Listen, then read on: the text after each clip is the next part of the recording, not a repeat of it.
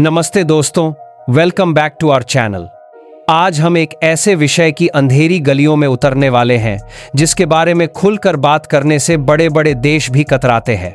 सवाल सीधा है, लेकिन इसका जवाब उतना ही पेचीदा और रहस्यमयी है। रशिया, दुनिया की सबसे बड़ी न्यूक्लियर शक्तियों में से एक, आखिर अपने परमाणु हथियार कैसे एक्सपोर्ट करता है? क्या अंधेरे में, पर्दे के पीछे ऐसी कोई डील होती है जिससे दुनिया अनजान है? इस वीडियो के अंत तक आप इस जियोपॉलिटिकल शतरंज के खेल को एक नए नजरिए से देखने लगेंगे। सबसे पहले चलिए उस सबसे बड़े झूठ का पर्दा फाश करते हैं जो इस सवाल के चारों तरफ बुना गया है। अगर आप इंटरनेट पर सर्च करेंगे या आम लोगों से बात करेंगे तो आपको लगेगा कि रशिया शायद चुपके से अपने न्यूक्लियर वॉरहेड्स या बॉम्ब बेचता होगा, लेकिन सच्चाई इससे बिल्कुल अलग है और वो सच्चाई आपको हैरान कर देगी। The official and undeniable truth is, Russia अपने न्यूक्लियर हथियार किसी भी देश को एक्सपोर्ट नहीं करता है। एक पल के लिए रुकिए और इस बात को समझिए, नहीं करता है। इसके पीछे का कारण है एक अटल अंतर्राष्ट्रीय कानून जिसे नॉन प्रोलिफरेशन ट्रीटी (NPT) कहते हैं। इस संधि पर रशिया ने खुद साइन किए हैं।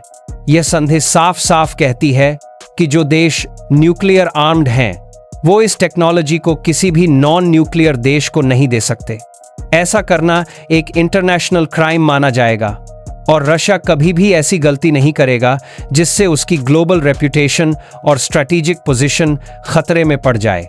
तो फिर यह सारा धुआं, यह सारी चर्चा किस बात की है? असली खेल हथियार बेचने का नहीं, बल्कि उससे भी ज्यादा ताकतवर चीज बेचने का है, और वो है प्रभाव, यानी इन्फ्लुएंस।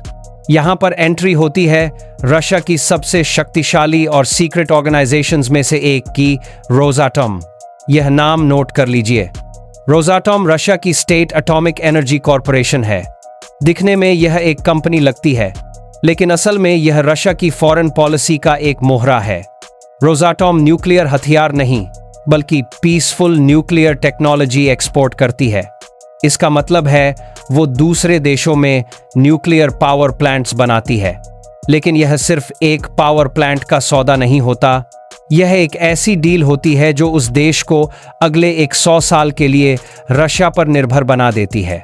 चलिए इस जाल को और गहराई से समझते हैं।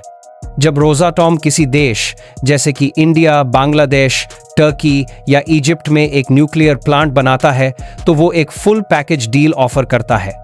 इस डील में प्लांट का डिजाइन, कंस्ट्रक्शन, उसको चलाने के लिए टेक्निकल एक्सपर्ट्स और सबसे जरूरी, उस प्लांट में इस्तेमाल होने वाला यूरेनियम फ्यूल शामिल होता है। फ्यूल का कॉन्ट्रैक्ट अक्सर कई दशकों तक का होता है। इतना ही नहीं, प्लांट से निकलने वाले खतरनाक न्यूक्लियर वेस्ट को वापस रशिया ले जाने की रिस्पॉन्सिबिलिटी भी रोसाटॉम लेता है। इसका मतलब जिस देश ने प्लांट खरीदा है वो टेक्नोलॉजी, फ्यूल और वेस्ट मैनेजमेंट तीनों के लिए पूरी तरह रशिया पर डिपेंड हो जाता है। यह एक ऐसी डिपेंडेंसी है जो उस देश की फॉरेन पॉलिसी को भी प्रभावित करती है।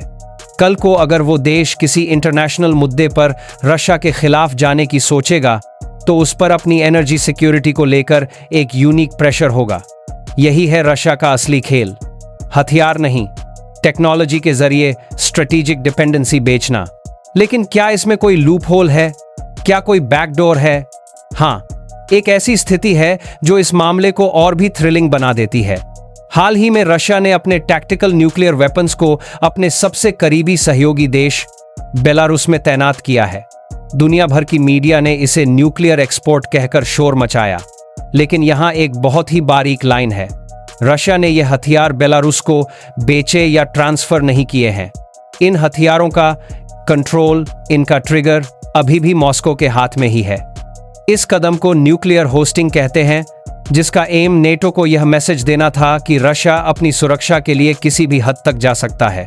यह NPT का सीधा उल्लंघन नहीं है, लेकिन यह उस स्पिरिट ऑफ द ट्रीटी के खिलाफ जरूर है और इसने दुनिया में न्यूक्लियर तनाव को और बढ़ा दिया है। अब आते हैं उस सवाल पर जो सबके दिमाग में गूंज रहा है। अमेरिका और चाइना जैसी सुपर पावर्स भी रशिया से क्यों डरती हैं? इस डर की 3 मेन रीजंस हैं। पहली, रशिया के पास दुनिया का सबसे बड़ा परमाणु हथियारों का जखीरा है, लगभग 6000 वॉरहेड्स। लेकिन डर सिर्फ नंबर का नहीं है, डर है उनकी टेक्नोलॉजी का। रशिया ने हाल ही में अवानगार्ड जैसे हाइपरसोनिक मिसाइल्स तैनात किए हैं, जो आवाज की गति स्पीड ऑफ साउंड से 27 गुना तेजी से उड़ते हैं और अपना रास्ता बदल सकते हैं। इसका मतलब दुनिया का कोई भी मिसाइल डिफेंस सिस्टम उन्हें रोक नहीं सकता। उनके पास पोसाइडन नाम का एक nuclear powered under water drone है, जो समंदर के अंदर एक छोटा परमाणु बम है और शहरों में रेडियो एक्टिव सुनामी ला सकता है। यह ऐसे हथियार हैं जिनका काउंटर अभी अमेरिका के पास भी नहीं है। दूसरी वजह है रशिया की अनप्रेडिक्टेबिलिटी, यानी उनके अगले कदम का अंदाजा ना लगा पाना। रशिया की न्यूक्लियर डॉक्ट्रिन कहती है कि अगर उन्हें लगता है कि उनके देश का अस्तित्व खतरे में है, तो वो परमाणु हथियार का इस्तेमाल पहले भी कर सकते हैं। इसने एस्केलेट टू डी एस्केलेट की एक खतरनाक सोच को जन्म दिया है, जिसका मतलब है एक छोटा न्यूक्लियर हमला करके बड़ी जंग, बिग वॉर को रोकना। यह सोच ही अमेरिका और नेटो के लिए एक डरावना सपना है। तीसरी और सबसे ताज़ा वजह है बेलारूस में टैक्टिकल न्यूक्लियर वेपन्स की तैनाती। यह हथियार बेलारूस को बेचे नहीं गए, उनका ट्रिगर अभी भी मॉस्को में है। लेकिन इस कदम से रशिया ने नेटो के दरवाजे पर परमाणु दस्तक दे दी है। यह एनपीटी की भावना का ओपन वायलेशन है और यह दिखाता है कि रशिया अपनी सुरक्षा के लिए किसी भी हद तक जा सकता है। अब इस पूरी तस्वीर में भारत कहां फिट होता है? भारत और रशिया का रिलेशनशिप किसी सौदे या मजबूरी पर नहीं, बल्कि ट्रस्ट और हिस्ट्री पर टिका है। यह रिश्ता तब से है जब दुनिया में ज्यादातर देश भारत से दूर रहते थे। 1971 की जंग याद कीजिए, जब अमेरिका ने पाकिस्तान की मदद के लिए अपना 7th फ्लीट भेज दिया था। तब सोवियत यूनियन ने ही अपनी न्यूक्लियर सबमरीन्स भेजकर भारत की शील्ड बना था। यह फेवर भारत कभी नहीं भूला। हमारा डिफेंस पार्टनरशिप इस दोस्ती का सबसे बड़ा प्रूफ है। सुखोई जेट से लेकर S-400 मिसाइल डिफेंस सिस्टम तक, रशिया ने हमें हमेशा वो टेक्नोलॉजी दी है जो वो किसी और को देने से कतराता हेजिटेट्स है। ब्राह्मोस मिसाइल, दुनिया की सबसे तेज क्रूज मिसाइल, भारत और रशिया का एक जॉइंट वेंचर है।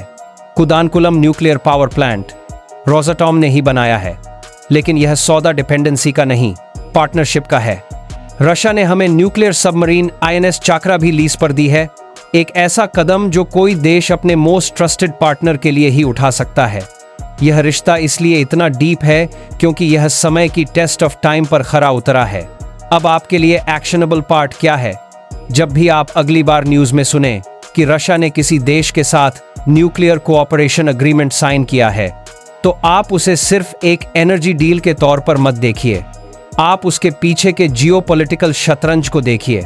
सोचिए कि इस डील से रशिया उस देश पर अगले 50-100 साल के लिए कितना इन्फ्लुएंस डाल पाएगा।